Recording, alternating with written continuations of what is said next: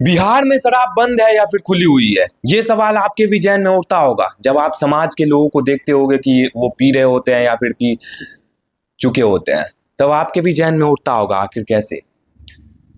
जब देखते हैं कि सिस्टम के लोग 1 महीने में, 6 महीने में, 2 महीने में शराब बरामद करती है, तब आपके जहन में ये नहीं उठता कि भाई ये सिस्टम के लोग ही तो शामिल नहीं ना है।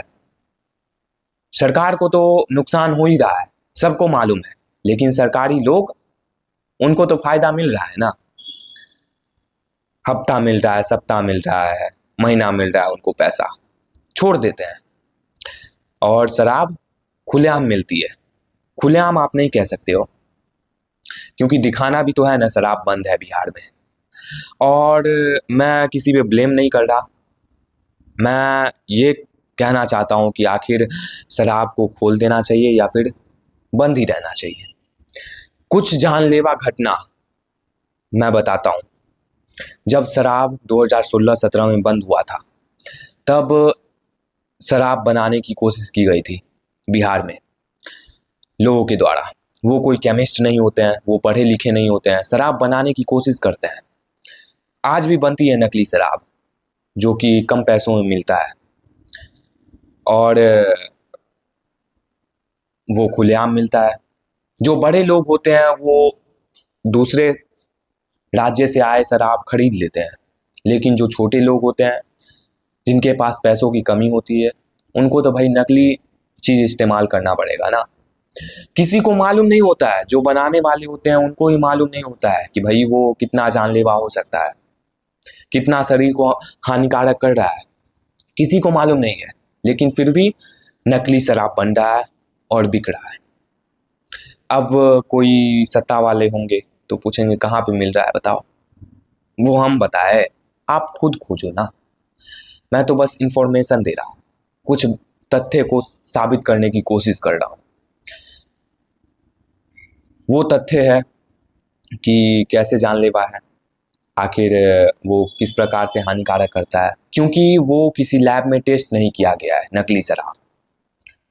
और पैसों को कमाने के लिए जो नकली शराब बनाने वाले लोग हैं, वो उसमें कुछ बदलाव कर देते हैं, जिसकी वजह से वो और भी ज़्यादा हानिकारक हो जाता है। उस व्यक्ति की, जो पीने वाले हैं, उसका मृत्यु उस टाइम तो नहीं होता है, लेकिन वो लगातार पीते हैं। किसी को मालूम नहीं है शरीर में क्या रिएक्शन चल रहा है और कितना हानिकारक हो सकता है। वो एक दिन मारे जाते हैं।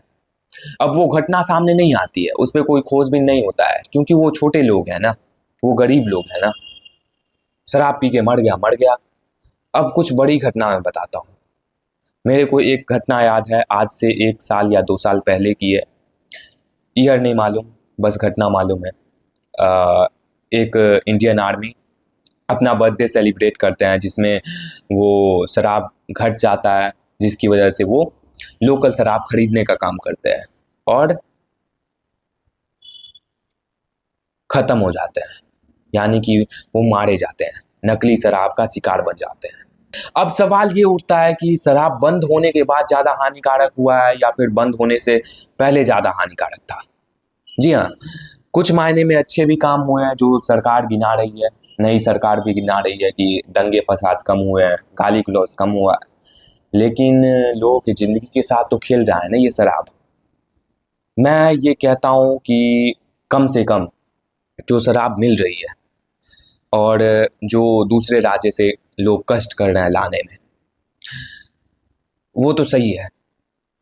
और जो पकड़े जाते हैं वो भी सही है, पुलिस वाले भी सही हैं। लेकिन जो शराब, नकली शराब मिलती है, उसका क्या? उसको टेस्ट किया जाना चाहिए। कम से कम लोगों की ज़िंदगी के साथ ना खेले। ये मैं आवाज़ उठाता हूँ कि भाई आपकी ये जिम्मेदारी है, आप बंद करो ना करो वो आपका मैटर है, लेकिन लोगों की ज़िंदगी के साथ खिलवाड़ नहीं होना चाहिए ये नकली शराब की वजह से। उनको अच्छा प्रोडक्ट मिलना चाहिए। और आप बोले वो पीना ही क्यों है, उनकी मजबूरी होगी या फिर जो भी कारण है।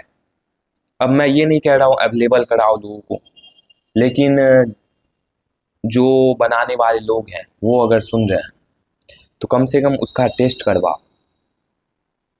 ब्लैक से ही टेस्ट करवाते हो, ब्लैक से ही टेस्ट करवाओ, तब आप उसको मार्केट में भेजो, ताकि लोगों के शरीर पे ज़्यादा इफेक्ट ना करे। और बाकी कितने लोग इस बात से एग्री करते हैं कि शराब को बंद रहना चाहिए या फिर शराब को खोल देना चाहिए, वो आप में पे मैं छोड़ता हूँ, आप बताइएगा।